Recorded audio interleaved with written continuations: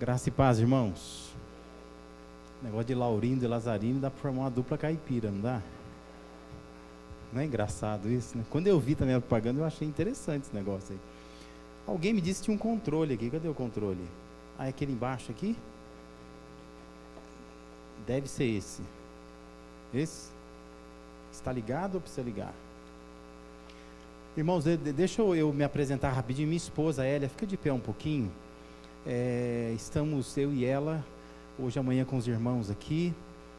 Eu quero... Está funcionando esse negócio aqui? Só clicar? É isso? Só... Que homens bonitos, né? Olha. Então, esses são os nossos 3 filhos, tá? Filho de pastor tem que andar assim, ó. É a regra lá em casa. São vestidos assim todo dia, né? Levanta cedo até a noite assim. Não, é brincadeira. Na verdade, eles estão vestidos assim porque era no casamento de um deles, né?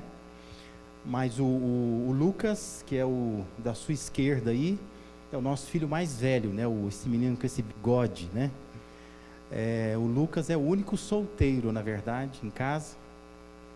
Não mora com a gente já há 7 anos, mais ou menos.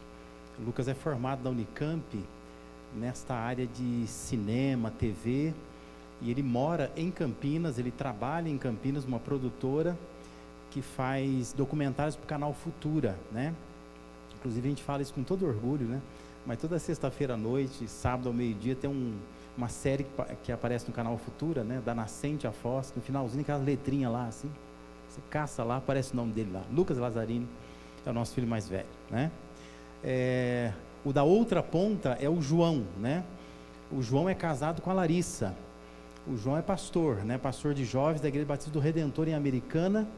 E apesar de ser pastor, ele ainda estuda.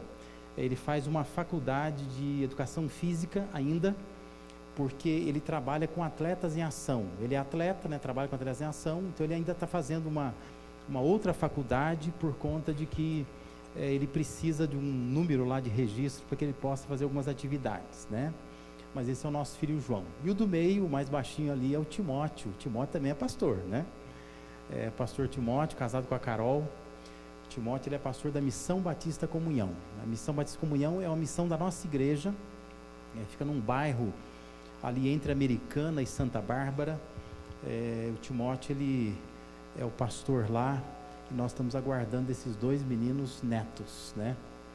E o Lucas, quando casar, também nos dará netos, né? Mas graças a Deus pela nossa família, nós queremos que você ore por esses meninos, né? São bênçãos de Deus para a nossa vida. Já os criamos, só eu e ela agora, né? Em casa, moramos numa casa grande, né? Então a gente fica brincando de correr para lá e para cá. É uma coisa muito boa. Muito bem. Como foi dito aqui, eu estou em Americana. Americana não é tão longe daqui assim, mas Americana são várias igrejas batistas. A primeira igreja batista é uma igreja antiga, tem 80 anos já. E nós temos ali uma equipe de pastores naquela igreja, e eu sou pastor de famílias, não confunda, não sou pastor de casais, né? Tem gente que fala, você é pastor de casais? Não, não sou. Sou pastor de famílias, né? Então, se nós temos um programa para a família toda na igreja, que envolve os casais, envolve pais. No Ministério da Família também tem, os jovens fazem parte do Ministério da Família, né? Tem as mulheres, os homens. Nós temos várias atividades envolvendo toda a família durante o ano todo.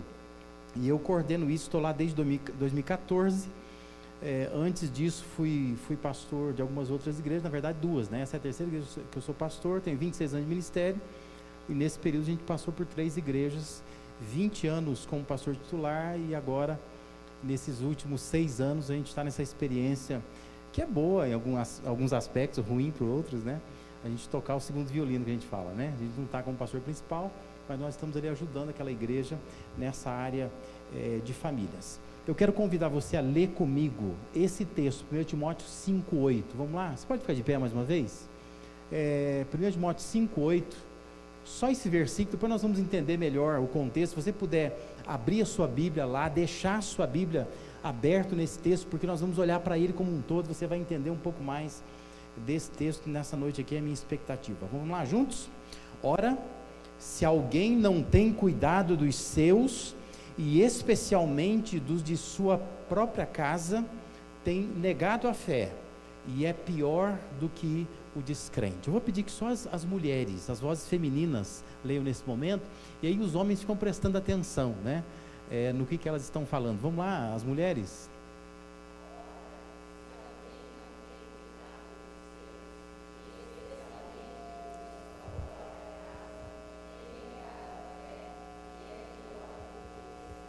Vamos inverter agora os homens? Vamos lá, bem bonito?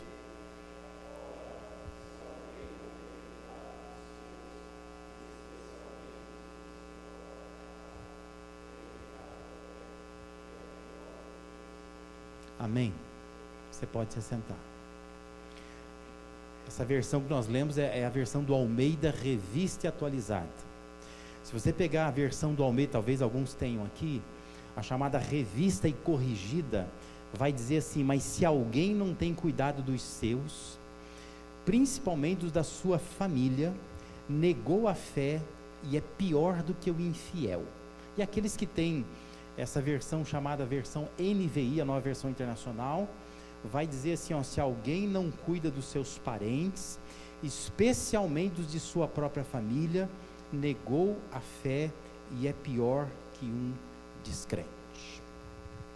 O tema proposto aí que foi me passado é esse, né, que está aparecendo na tela ali, né? Famílias que fazem a diferença no mundo. E é claro, é uma excelente oportunidade para a gente refletir sobre a importância de nós cuidarmos adequadamente da nossa família. É isso que eu quero focar nessa noite aqui. Mas entenda um pouco esse texto, né, o contexto desse texto que a gente acabou de ler. O apóstolo Paulo estava escrevendo a Timóteo. Timóteo era um jovem pastor, um pouco inexperiente, e ele está na cidade de Éfeso, naquela região de Éfeso, e Paulo está instruindo Timóteo a respeito de algumas coisas na igreja, alguns cuidados com a sua igreja, né? E dentre essas orientações, ele vai falar do cuidado com as viúvas, né? E é muito interessante, porque Paulo, assim, ele é muito claro nas suas declarações, ele consegue dar instruções que a gente entende com muita facilidade, né? Então, Paulo, o que ele está dizendo é: olha, vocês precisam, nesse contexto de muitas viúvas, que era aquele contexto lá, por conta de uma realidade, né, do contexto da época, né, onde é diferente do contexto de hoje, né, onde os homens se casavam já um pouco mais, com uma certa experiência, uma certa idade, porque eles tinham que, muitas vezes, pagar um dote, né, então eles tinham que ter condição para isso, para pagar o dote.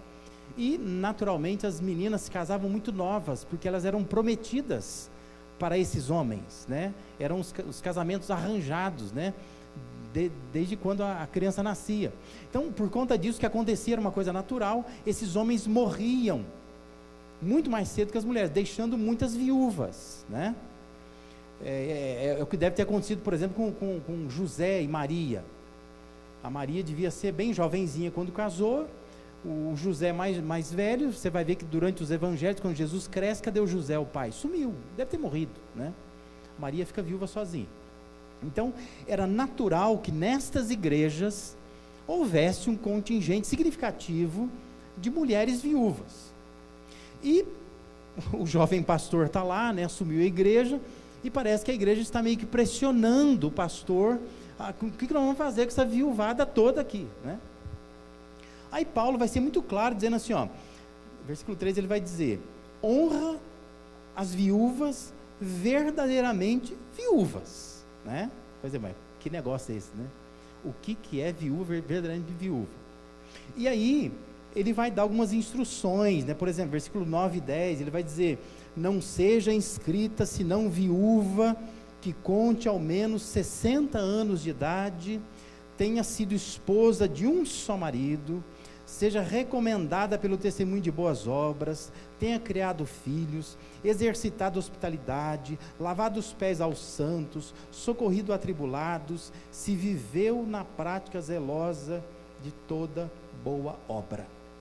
Versículo 16, ainda vai orientar assim, ó: se alguma crente, né, alguma mulher crente, tem viúvas em sua família, socorra-as, e não fique sobrecarregada a igreja, para que esta possa socorrer as que são verdadeiramente viúvas. Também versículo 4 vai dizer que aquelas viúvas que têm uma família, essa família deveria cuidar dessas viúvas, tá? Então assim, isso tudo é um contexto diferente do nosso contexto. Não sei quantas viúvas tem na igreja aqui, né? Quem são as viúvas da igreja? Mas hoje em dia a mulher, porque a mulher sabe o que faz, né? Ela fica viúva e ela fica bem, não é? Nós não temos esse problema aqui, assim. Tem viúva que está melhor do que quando o marido estava vivo. Está feliz que só, né?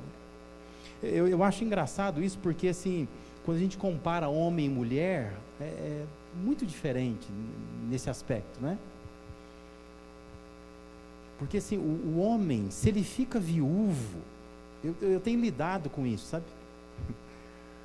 Pessoas ficam chateadas, porque assim, a mãe morreu, o pai era casado com a mãe há 40 anos, 45 anos, 50 anos.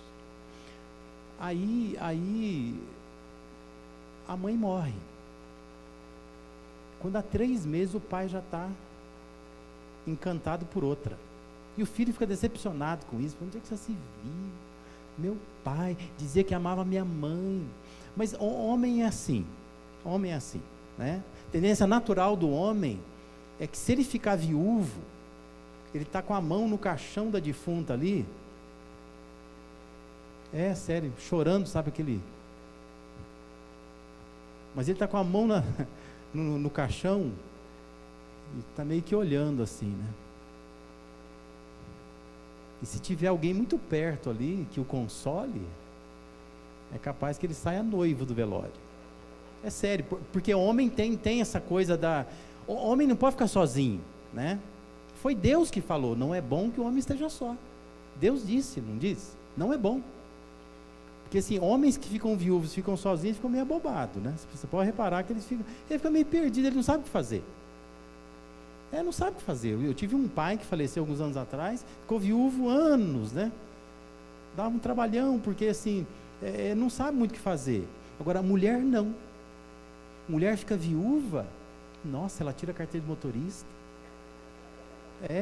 ela compra carro, ela começa a viajar, para lá, para cá, reforma a casa, mas casar, ela não quer casar de novo, não. São poucas, né, que acabam fazendo isso, não é?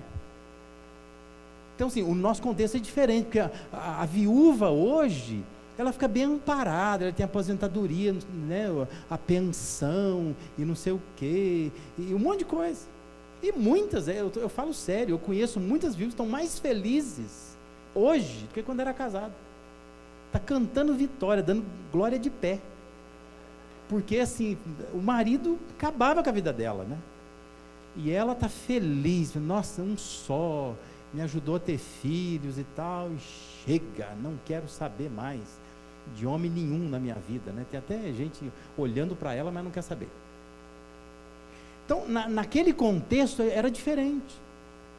As viúvas ficavam desamparadas, porque os casamentos eram arranjados. Então, assim, tanto é que Paulo vai dizer assim, uma viúva jovem, casa de novo, é para casar.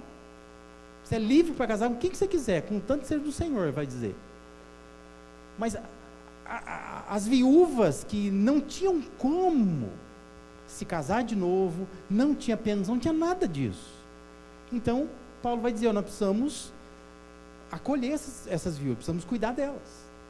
Mas, ele vai dizer, precisa ser aquelas que são verdadeiramente viúvas, ou seja, que realmente precisam de uma ajuda nossa. E aí, nesse contexto todo, o verso 8 abre um leque muito maior, muito mais abrangente, onde Paulo nos deixa um princípio, dizendo que se alguém não cuida dos seus parentes, especialmente dos de sua própria família, Paulo diz, negou a fé e é pior que um descrente. Então, com isso eu quero aqui, né, nessa noite conversar um pouco com vocês sobre 3 verdades que esse texto nos aponta, que a gente precisa refletir sobre essas verdades, para qualquer idade, tá? Ninguém caiu do céu, né? Todos nós viemos de uma família. Nós temos pequenas ou grandes, mas nós temos uma família. né? Sempre temos. Então isso aqui é para todo mundo, né? A primeira verdade que está aqui é que toda família precisa de cuidados. Entenda isso. Toda família precisa ser cuidada. É preciso aprender a cuidar da família, é uma necessidade. Por isso que Paulo está dizendo, se alguém não tem cuidado dos seus. Por que Paulo, ele dá importância, se expressando dessa forma? Porque família precisa de cuidado. Família não é uma coisa automática, assim, que você, existe a família, tem a família, eu faço parte de uma família, e a coisa deixa rolar que a coisa vai bem. Não vai. Famílias precisam ser cuidadas. Desde do Antigo Testamento lá, se você ler o livro do Gênesis, primeiro livro da Bíblia, você vai encontrar problemas sérios envolvendo família. Você tem o irmão que mata o irmão. Você tem homens que têm várias mulheres, você tem adultério, você tem homossexualismo. Só em Gênesis, você precisa um exercício, aproveitar o carnaval, que você está de folga, e ler o livro de Gênesis, você se depara com um monte de famílias que precisam ser cuidadas. Que tem problemas sérios nessas famílias, primitivas, lá iniciais, né, dos primórdios da vida. Já tinha problema. No Antigo Testamento você tem a família de Abrão, por exemplo, tem sérios problemas familiares. Família toda torta, né, umas ideias malucas. Deus promete para Abraão, promete para a esposa dele, vocês vão ser pai de muita gente. Eles são incapazes de esperar. A própria Sara dá uma ideia para ele, tem uma empregada aí, você não quer se deitar com ela? Porque assim, a questão é você ser pai, né? Você é o pai, pronta a promessa. Quem que falou isso? Que ideia doida.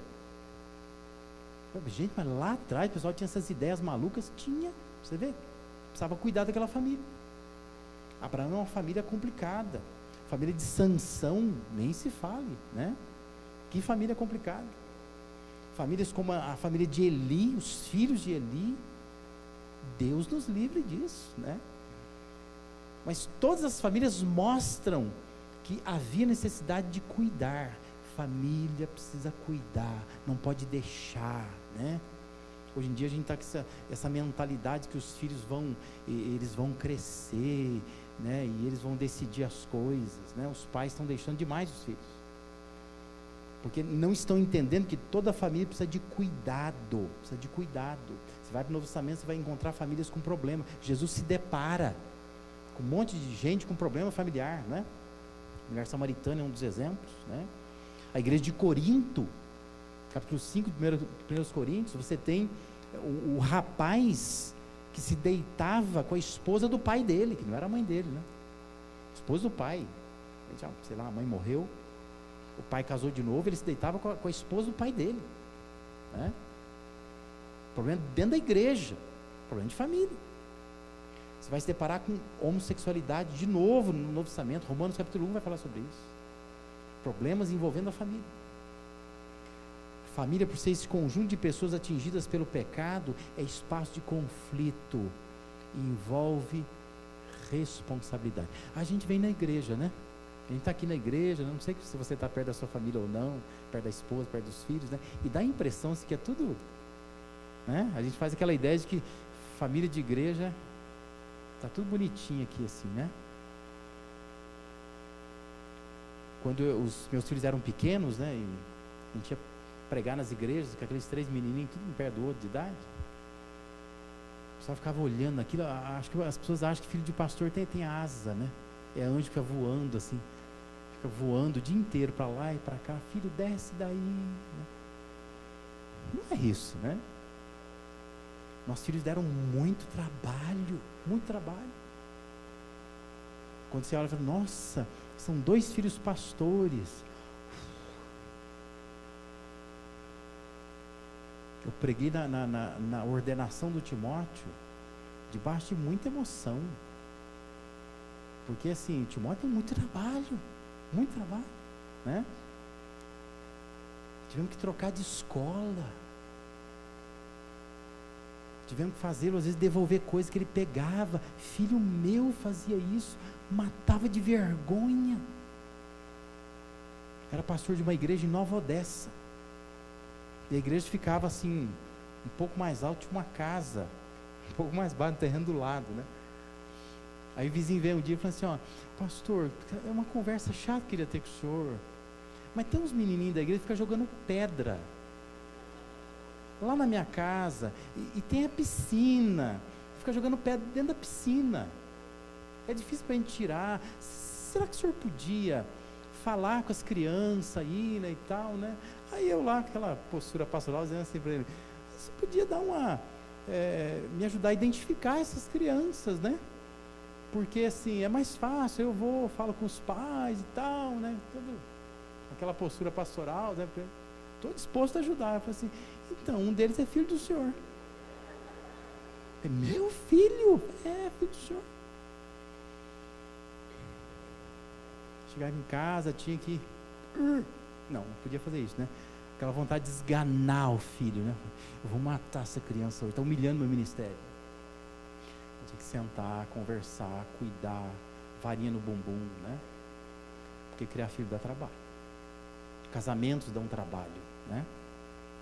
Não é fácil.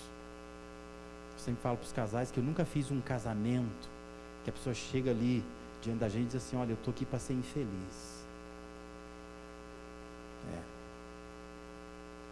Casar com essa mulher feia e horrorosa, eu quero acabar com a minha vida. Nunca vi ninguém chegar assim no casamento. Já fiz centenas de casamentos, né? Nunca vi uma noiva chegar e falar assim, detesto esse rapaz, ele me enoja, mas eu quero afundar minha vida mesmo, é isso que eu estou querendo. Eu mereço, porque eu sou filha de Adão, pecadora. Nunca vi. Quer dizer, todo mundo que vem casar, vem com aquela coisa de, eu quero ser feliz. Ninguém está querendo ser infeliz, todo mundo está querendo ser feliz. Só que rapidamente se percebe que os elementos da discórdia, da infelicidade, estão presentes no casamento, né? Não é fácil estar casado, né? Outro dia, conversando com um casal, falei para a esposa, falei, sabe qual é o problema? O problema é que a gente casa com uma pessoa viva, né? Porque se você se casasse com um morto, não seria legal, se casa com a pessoa morta. Então assim, ela está ali morta, no caixãozinho, você vai lá, dá uma olhadinha, arruma um véuzinho, né?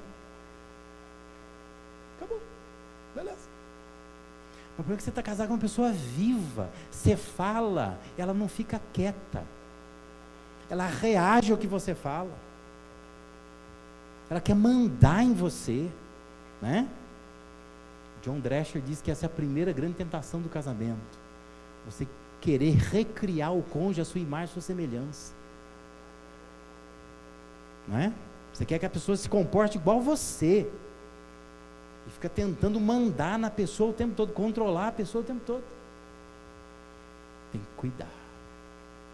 Família exige cuidado, não é fácil, não é fácil. Por isso eu queria que você entendesse essa primeira verdade aqui. Família precisa, toda família precisa, a sua não vai ser diferente, né? Então, não sei se você veio aqui nessa noite pensando assim, não, eu vou lá, porque lá de repente eu vou ouvir uma palavra, vai ter uma oração forte no final, vamos fazer uma campanha de oração, e automaticamente a minha família vai ser uma bênção. Não vai ser, vou te avisar que não vai ser, tem que trabalhar, né? Porque família precisa cuidar, tem que cuidar, tem que sentar várias vezes com o filho, falar com ele, tem que insistir com o marido, tem que insistir com a esposa, né? Tem que conversar, os filhos também têm que aprender a lidar com os pais, não é uma convivência fácil, porque toda família exige cuidado. Mas quando na verdade eu queria que você pensasse um pouco, nesta noite aqui, é que o que se espera é que todo cristão seja um exemplo de cuidado com a família. Por isso que Paulo está dizendo, se alguém não cuida dos seus parentes, especialmente de sua própria família, negou a fé.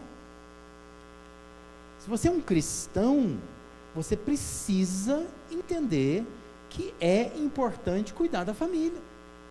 O cristão deveria ser exemplo disso.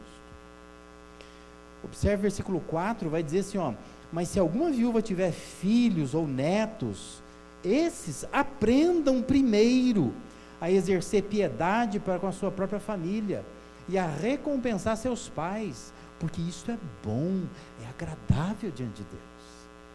Percebe o que Paulo está dizendo? Ele está dizendo, olha, o cristão precisa aprender a cuidar da família. Ele tem que ser exemplo disso. Nós deveríamos cuidar da nossa família melhor do que o povo lá fora, né? Cuidar da família faz parte da piedade religiosa, da piedade cristã. Deus quer nos ver cuidando bem de nossas famílias. Por isso que Deus dá suporte para isto. Nós temos uma palavra rica em instruções para isso. Mas eu sempre pergunto para os casais que me procuram, porque eu tenho uma rotina de aconselhamento durante a semana. Casais me procuram para aconselhamento. Aí eu pergunto assim, o que você já leu sobre família e sobre casamento? Nada. Já participou do retiro da igreja, que a igreja tem um retiro de família. Você vai, nunca me interessei não. A igreja tem encontro de casais, você participa, também não. Como é que pode, não é? Como é que você pode afirmar assim, não, a família é o bem mais precioso que eu tenho. Família é a coisa mais importante na minha vida. Como que é, se você nem estuda para cuidar bem dela? Como? Agora, para o seu trabalho você fez pós-graduação, né? Mestrado, doutorado, agora a moda é fazer pós-doc. Você sua cabeça para ser doutor, agora você tem que ser pós-doc. E da família não sabe nada, não lê nada, não quer saber de nada. Não dá. Isso não é mais importante para você. Mais importante para você muitas vezes é o seu trabalho mesmo, é a sua profissão, a sua carreira. Não é a sua família. Porque se fosse sua família, você estaria se dedicando um pouco mais a essa família. Porque todo cristão precisa ser exemplo de cuidado com a família. Mas o que significa cuidar? Qual é o sentido de cuidar, né? Sabe que a palavra grega usada por Paulo é uma palavra um pouco rara no Novo Testamento. Nesse formato que ela está aí, ela vai aparecer aqui e mais 2 vezes no Novo Testamento. Ela vai aparecer em 2 Coríntios 8, 21, quando diz assim, pois o que nos preocupa, essa expressão, o que nos preocupa é procedermos honestamente, não só perante o Senhor, como também diante dos homens. A NVI traduziu assim, pois estamos tendo o cuidado, percebe a palavra cuidar? Estamos tendo o cuidado de fazer o que é correto, não apenas aos olhos do Senhor, mas também aos olhos dos homens. A outra ocorrência está em Romanos 12, 17, quando Paulo diz, não torneis a ninguém mal por mal, esforçai-vos, é a palavra esforçai-vos por fazer o bem perante todos os homens. Por isso que a NVI traduziu assim, procurem, ou se preocupem, ou cuidem de fazer o que é correto aos olhos de todos. A palavra cuidar, né? Esse verbo tem a ver com outro verbo que significa perceber, entender. É a nossa ideia que nós usamos para dizer assim, captei, sabe? Eu não sei se hoje em dia se usa, na minha época se usava, que eu era jovem, né? Usava a expressão sacar, saquei. Ainda usa isso? Porque sacar também pode ter o sentido de, né? Mas não é, né? É essa ideia de que eu saquei o que você está falando, né? Eu captei. Só que essa palavra pronoel, ela tem a ideia assim de você sacou antes. Eu captei antes. De onde vem a ideia de cuidar? Aquele que não tem cuidado dos seus. Porque cuidar tem muito a ver com um esforço preventivo. É você captar antes, é você pensar antes, é se preocupar antes, é fazer um esforço antes que a coisa aconteça. Pergunto, você faz isso? Porque essa é a responsabilidade do cristão, é prever, é prevenir, é antecipar, antes que a coisa aconteça. Eu sempre falo para os casais que me procuram para aconselhamento, dizendo assim, sempre podiam vir antes. Porque assim, depois que está tudo acabado, destruído, aí vem procurar.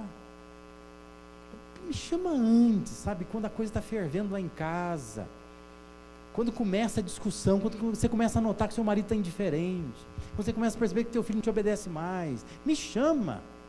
Mas não. Só chama quando descobriu lá um pino de cocaína nas coisas do filho.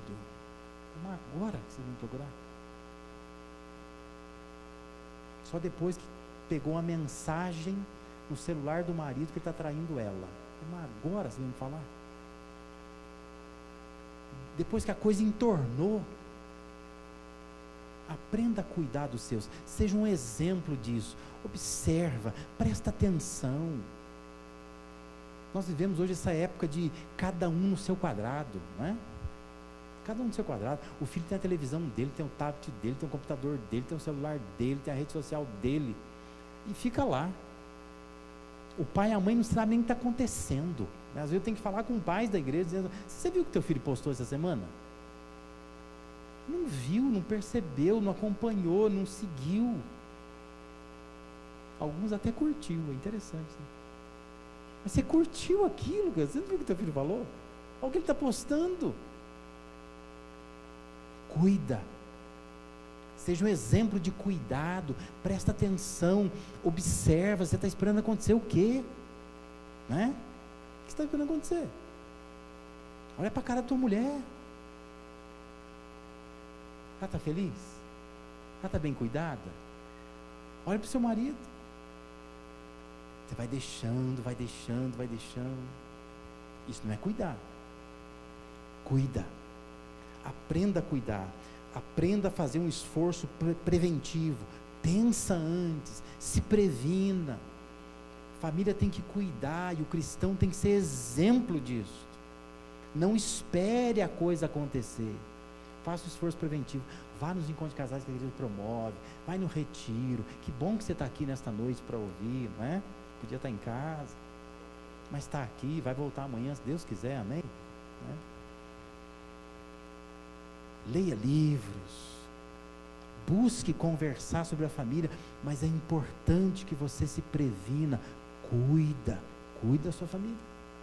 Uma outra expressão importante aqui, essa expressão, né, quando você olha para o versículo diz assim: aquele que não tem cuidado dos seus, aí vai dizer assim, ó, especialmente, algumas versões diz muito mais, é um superlativo na língua grega, né? A ideia é assim: você cuida dos seus parentes, mas aqueles da sua casa, que mora com você, esses você cuida mais. E não inverta isso, né? Porque é uma mania que nós temos, né? Minha tia, ai, a minha tia. Sua tia não é sua mãe. Porque assim, a mãe maltrata, a mãe desobedece. Ai, mas a tia foi para Nova York, a tia trouxe presente para mim, a tia queria que a tia fosse a minha mãe. Sua tia não é sua mãe é sua mãe. Aprenda a obedecer sua mãe, honrar sua mãe. É a mania que nós temos, né? Inverter as coisas. É amar quem está longe. Porque igreja, a gente aprende isso, né? Vamos amar o mundo que está se perdendo, mas não ama a pessoa que está sentada do teu lado, né? Resolve isso. Paulo está dizendo: cuida dos seus parentes, mas muito especialmente quem está na sua casa. Aprenda a cuidar de quem está na sua casa. Pare de olhar para quem está longe, que é a mania de olhar para quem está longe, né? Estou cansado de ver jovens casais se casam e a moça ainda não entendeu que o marido deve ser mais cuidado que o pai dela. É o seu marido, não é seu pai mais. Seu pai é familiar agora, fala isso para ele, né? Se fosse aqui uma igreja pentecostal, eu ia dizer assim, ó, fale para o seu pai que está do seu lado: você é meu familiar agora, né? Minha família agora é meu marido. Mas é sério, nós precisamos aprender isso. Porque é um tal de pessoas que elas não se desligam. A menina vem e fica falando do pai dela. Não, porque esse aqui, o marido dela é esse aqui, né? É esse aqui. Esse aqui, pedi para ele trocar de chuveiro, ele não troca chuveiro de jeito nenhum, ele não mexe chuveiro, mas o meu pai, chamei meu pai. Está casado com o pai? Não está. Cuida do seu marido, para de ficar ligado ao teu pai, para de achar que a sua mãe, porque a comida da minha mãe, cuida da sua mulher está dentro da sua casa, mais perto de você. Tem que ser exemplo disso, né? Não vai maltratar teu pai e tua mãe, não é isso que eu estou dizendo. O que eu estou dizendo é: você precisa ter equilíbrio no seu relacionamento familiar. Aprenda a dar valor a quem está perto de você. Cuida dos teus filhos. Tem mulher irritada na igreja, por quê? Porque na igreja o marido dela chega, ai que bonitinho, filho dos outros. Filho dos outros. Ela fica olhando assim, ó, filho dele nem dá atenção. Trabalho no ministério infantil da igreja. Conta a história para as crianças tudo, meu marido. Mas lá em casa não é capaz de contar uma história para meu filho. Cristão tem que ser exemplo de cuidado com a sua família, da sua casa, especialmente da sua casa. Entenda isso. Cuida da sua esposa, do seu marido, dos seus filhos. Cuida disso. Quantas pessoas tem lá? Quantas pessoas tem lá? 4, 5. Famílias hoje são pequenas. Você não consegue olhar para essas pessoas. Cuida. Seja exemplo de cuidado com a sua família. Especialmente quem é da sua casa. Dá atenção, se previna, observa. Não deixa a coisa andar muito longe. Não deixa. Eu sempre digo assim, que imaginando que a gente está num cais, né? Perto de uma lagoa, sei lá, alguma coisa assim. O barquinho está ali. Se ele desatou aqui do cais, você vê ele ali, se você der uma pulada na água, né, dar umas 2, 3 braçadas, você pega ele. Mas se você ficar sentado ali só olhando o barquinho, sabe o que vai acontecer? Ele vai longe, já você não pega mais ele, né? Olha para o teu filho, olha para tua esposa, olha para o seu marido, olhe, observa antes, seja exemplo. Deus espera que o cristão seja exemplo no cuidado com a sua família. E uma terceira e última verdade que nós precisamos observar nesse texto é que negligência com a família é algo que Deus não aceita. Olha as palavras que Paulo está usando aqui. Ele diz: se alguém não cuida de seus parentes, especialmente dos de sua própria família, negou a fé. Mais que isso, Paulo diz, é pior que um descrente. Pior do que um descrente. As palavras de Paulo é uma forma de negação da fé. Literalmente, Paulo está dizendo assim: é do descrente pior, ou mais severo. A maior dose de maldade, ele está dizendo. É como rejeitar a Cristo. Olha a comparação que Paulo diz, que Paulo faz. Se você não cuida dos seus, você é pior que uma pessoa incrédula. E isso é sério para Deus. As pessoas estão brincando de família, brincando de casinha hoje. Não dá para ser assim. Deus não quer ver isso em nossas famílias. Observe se você está sendo negligente. Veja o que Tiago escreveu lá em Tiago 1:27. Quando Tiago diz: a religião que Deus, o nosso Pai, aceita como pura e imaculada é esta: cuidar dos órfãos e das viúvas em suas dificuldades e não deixar corromper pelo mundo. Olha que interessante, a religião que Deus aceita é esta, né? Pura e imaculada. Cuidar de órfão e cuidar de viúva. Cuidar de família, é isso que ele está dizendo, né? É isso que Deus aceita. É isso que Deus quer ver em nós.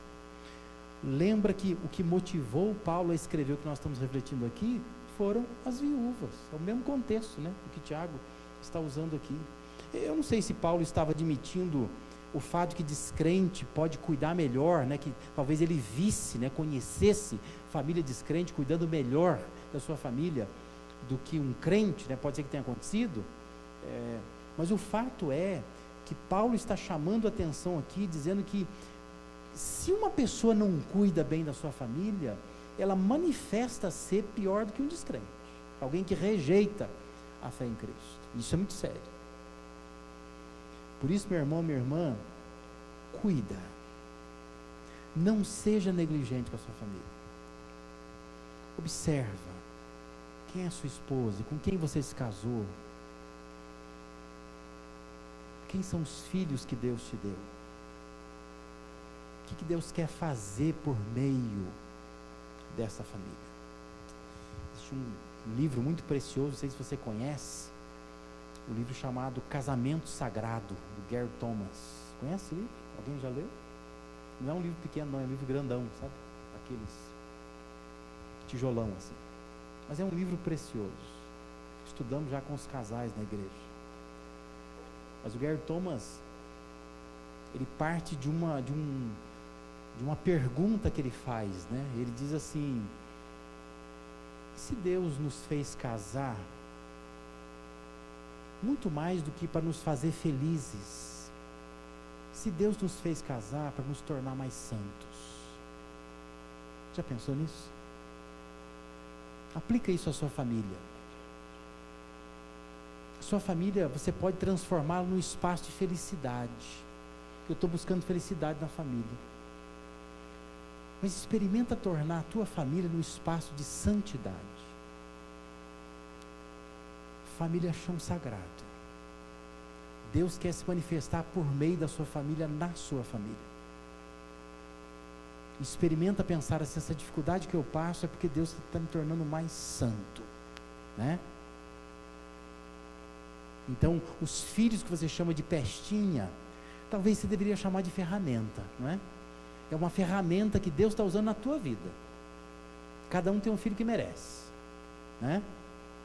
E Deus quer trabalhar na sua vida com esse filho aí. Aproveita isso. Busque a orientação de Deus. Deus, essa ferramenta aqui, talvez ao invés de chamar seu marido, né, de meu amor, meu bem, meu querido, chama ele de ferramenta, de instrumento de Deus, né? Acorda de manhã e fala: ô, instrumento de Deus, vem cá, né? Dá um beijo nele, assim, né? Porque ele é um instrumento de Deus na sua vida. Família é espaço de santidade, não só de felicidade. O problema é que a gente começa a buscar só felicidade na família. E a gente acha sempre que o problema é o outro, não é? É o outro. A pessoa me procura para aconselhamento, nunca ela diz assim: pastor, eu estou aqui porque eu sou o problema. Não. Estou aqui porque meu marido é o problema. Casei com a pessoa errada. Né? Outro dia recebi um casal que vem e diz assim: pastor, nós resolvemos vir nós dois aqui conversar com o senhor para dizer assim que nosso casamento acabou. Eu falei: por que acabou? Não, porque a gente não se ama mais. A gente não se ama mais. Eu olho para ela assim, não sinto nada. Ela olha para mim e não sente nada. A gente não se ama mais. O que o senhor vai dizer para nós agora? Eu falei: vamos fazer assim, vocês começam a amar agora. Não, pastor, o senhor não está entendendo. Eu falei: não, vocês não estão entendendo. Vocês não entendem nada de amor, nada. Eu vou ensinar para vocês o que é amor. Que Deus instruiu através de Paulo que o marido ama a esposa como Cristo amou a igreja e assim mesmo se entregou por ela. E você vai fazer isso, tá bom? Falei para ele, né? Você vai se entregar por ela. Você vai amar essa mulher, você vai cuidar dela, você vai ligar para ela durante o dia, você vai mandar o WhatsApp para ela, aquele coraçãozinho bombando assim. Você vai dizer para ela: eu não vejo a hora de chegar em casa. Você vai cuidar dela, você vai chegar em casa, você vai ajudá-la, porque ela trabalha também, né? Então, você vai ajudar ela a fazer janta, você vai cortar cebola, você vai chorar com ela. Você vai fazer tudo por ela. Aí eu falei para ela: você também vai fazer assim. Vai cuidar dele. Ele acorda 5 da manhã. Eu falei: você vai acordar com ele 5 da manhã. Põe para despertar. Faz café para ele, né? Despede dele com um beijo bem caloroso. Manda mensagem para ele durante o dia. Quando ele chegar do trabalho, você ajuda ele para que ele possa tomar o banho rapidinho, para ele ficar fedidinho, que você reclama, né? Que não ama mais por causa disso. Então você já dá a toalha na mão dele, põe um sabonetinho caprichado lá no banheiro, fala: meu bem, olha, vai tomar aquele banho, né? Não vai se entregar para o Datena na televisão, não faz isso não. Você vai lá, você vai tomar banho, eu vou ajudar você, você vai amar esse marido, você vai dar uma dose de amor nele, você vai sufocar ele de amor, né? Eles ficavam me olhando, aquela cara de paisagem, mas estão casados até hoje, né? Você tem que aprender a amar. Aprenda a amar. Amor não é só sentimento. Amor são escolhas, são ações que nós fazemos, atitudes que nós temos. Não seja negligente para depois chegar e dizer assim: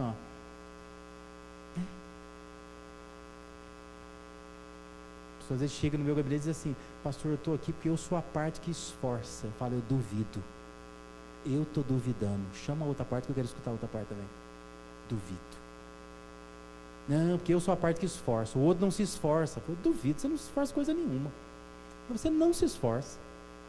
Se você se esforçar, você não estaria aqui, né? Você não se esforça. Você precisa aprender a se esforçar. Os dois têm que se esforçar no casamento. Os filhos têm que se esforçar para serem bons filhos, né? Os pais têm que se esforçar para serem bons pais. Temos lá o chamado encontro de papais e mamães, né? Convoca os pais da igreja, tem crianças de 0 até 12 anos, para um encontro. Vamos conversar sobre educação de filhos frequentemente, né? Porque é importante, não pode ser negligente. Tem pai e mãe, tem criança de 2 anos falando: pastor, não aguento mais. Estou aguentando, não sei mais o que fazer com essa criança. Outro dia eu falei para a mamãe: você quer devolver? Você quer pôr na roda da adoção? Porque assim, você vai fazer o que com a criança, né? Vai ter que sentar, vai ter que educar, vai ter que parar, vai ter que diminuir o ritmo, né? Não tem jeito. Mas você vai ter que cuidar, não seja negligente. Porque se for negligente, vai crescer e vai ser ruim, né? Vai ter que cuidar. Quero que você entenda assim, que negligência aos olhos de Deus é coisa séria. Coisa séria. Não ser negligente. Quem não cuida dos seus parentes, quem não cuida especialmente da sua casa, Paulo diz, está negando a fé. É pior do que um descrente. Não seja pior do que o descrente. Eu quero terminar aqui chamando a atenção de você que é homem. Homem. Nós vivemos uma geração de homens que não sabem mais ser homens. Não sabem. Eu não quero de forma alguma que você, mulher, vou pedir tua ajuda, viu, mulher? Senão você vai chegar em casa e vai dizer assim: ó, você ouviu o que o pastor falou lá? Gostei dele, viu? Eu não quero falar uma coisa aqui para te armar, não estou fazendo isso não, né? Estou dizendo assim, porque é sério mesmo. 80% dos problemas que eu lido com casais tem a ver com o homem. Com o homem. É ele que está falhando, né? Ele que está falhando. Os homens não são líderes mais. Não sabem ser cabeça de suas famílias. Não tomam decisões. Aí vão dizer assim: Marco, também a mulher só quer mandar, né? Mas você deixa. Você deixa. E nós temos um problema com as mulheres, claro, né? Esse movimento feminista, essa influência. A mulherada quer ficar lá em cima, né? O tempo todo. Mas nós temos um problema sério. Homens que não sabem ser líderes mais. Precisamos resgatar isso. Precisamos fortalecer trabalho com homens na igreja. Precisamos reunir esses homens. Que até em assembleia da igreja é interessante. Não sei, aqui, pastor Hugo, deve ser diferente, porque é Bauru. Mas lá em Americana, acontece assim: assembleia da igreja. Ah, vamos eleger o irmão para cuidar de uma área da igreja lá. Aí o homem ele faz assim: queria indicar a irmã. Ele indica a irmã. Quando é indicado um homem, ele fala: eu declino, né? Ele que indica a mulher. E a mulherada vai tomando conta. Porque elas querem, nem sempre, porque os homens não querem assumir liderança. Isso é um problema, muito sério. Então você, homem, cuida da sua família. Olhe para Gênesis, veja o que aconteceu lá. Reflita comigo, né? Reflita comigo. Deus criou o homem primeiro, uma questão mais didática do que qualquer coisa, né? Podia ter criado homem e mulher de uma vez só, assim, também no salário de dedos. Mas Deus cria o homem do pó da terra, só para dizer que ele tem ligações com a terra. É mais didático do que necessário, né? Deus cria também a mulher através do homem, podia ter criado o pó da terra também. Tinha acabado o pó? Aconteceu, né? Não, mas é uma questão didática. Por que Deus cria a mulher de outra coisa? Acabou o pó? Não. É porque Deus queria só ensinar, Ele quer ensinar com isso, né? Entenda, né? Deus queria ensinar que essa mulher vem do homem, ela é auxiliadora dele. E aí então Deus faz tudo isso belo, bonito, um jardim bonito, coloca os dois para morar lá. Aí aparece a serpente, né? O diabo. Aí eu pergunto para você assim, ó, quem que deixou se levar pela conversa da serpente? Foi a mulher. Não, pode falar sem medo, tá? Não vai ter prova no final, não. A mulher, né? Quem que pegou do fruto e comeu? Foi a mulher. Quem que pegou do fruto que comeu e deu para o Adão experimentar? Foi a mulher. Mas quando Deus veio, ele diz assim: Eva, onde estás? Foi isso que aconteceu? Não. Por isso, presta atenção, não cochila não, homem. Olha para mim aqui. Presta atenção numa coisa. A sua mulher pode fazer um monte de coisa errada na vida dela, mas quando Deus vier conversar, o papo dele é com você. É com você. Deus quer falar com você. Você é responsável pela sua família. Você é sacerdote do teu lar. Você precisa responder por ela. Então, negligência na família precisa ser algo que os homens precisam abraçar, dizer: olha, não podemos ser negligentes, de jeito nenhum. Porque Deus quer conversar com você. Deus quer que você assuma a sua família. Deus quer que você traga a sua família para a igreja, né? Que é uma vergonha. E a mulher tem que falar: vamos bem, já deu a hora do culto.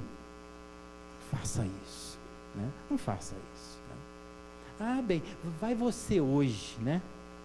Eu vou ficar em casa. Aí o marido empurra a mulher para a igreja, empurra as crianças para a igreja. Se precisar, eu levo, né? Não faça isso. Isso é negligência com a família. O filho vem falar com ele e diz assim: fala com a tua mãe, o que a tua mãe falou? Não faça isso. Fale você. Seu filho tem que ouvir a sua voz, o seu não. Se disser um não, sustenta esse não, ainda que a tua Eva vai lá e diz sim. Eu disse não e pronto, né? Mas assuma a sua família. Não seja negligente com a sua família, que isso é coisa séria diante de Deus. Amém? Consegue entender tudo isso? Só quero deixar essas duas perguntas para você pensar. Você está cuidando bem da sua família? Está cuidando? Tenha coragem hoje de dizer, às vezes sentar com teu filho e dizer: filho, eu estou cuidando bem de você? Você me acha um bom pai? Uma boa mãe? Pergunta para o seu filho. Deixa ele fazer a avaliação, né? Hoje em dia, qualquer lugar que você vai, o Google fica atrás da gente, não fica? Se você passar muito devagar perto de um estabelecimento, o Google já te manda uma mensagem dizendo assim: o que você achou desse lugar? 5 estrelinhas, 4 estrelinhas, 3 estrelinhas, 2 estrelinhas, 1 estrelinha. Faz isso com a sua família. Olha para o teu marido e fala assim: meu bem, quanta estrelinha você dá para mim? Estou cuidando bem? Né? Pergunta para a sua mulher.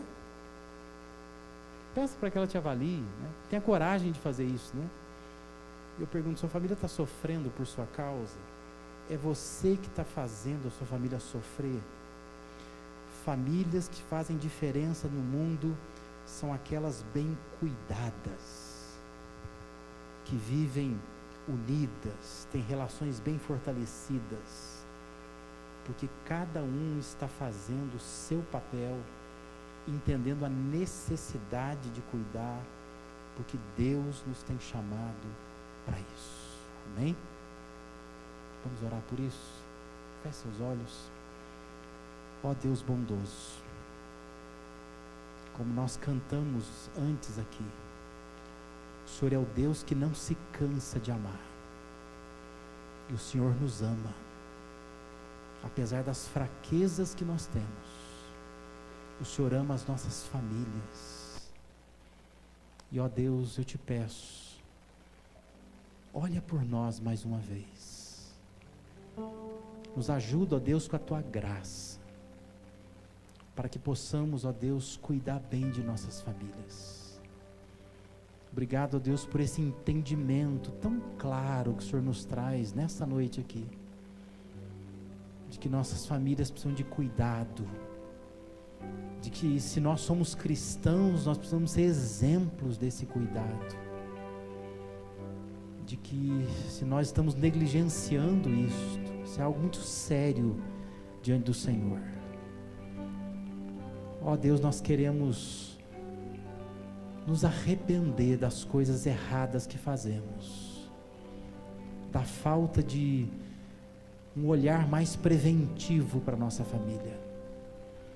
Pedimos, ó Deus, que o Senhor possa nos ajudar nesta noite a identificar aonde podemos melhorar e como, ó Deus, nós podemos de novo abraçar nossa família, perdoar os pecados já cometidos, começar novamente, para que este congresso que essa igreja está realizando aqui não seja tão somente mais uma atividade, mas seja uma oportunidade de mudança para cada um de nós.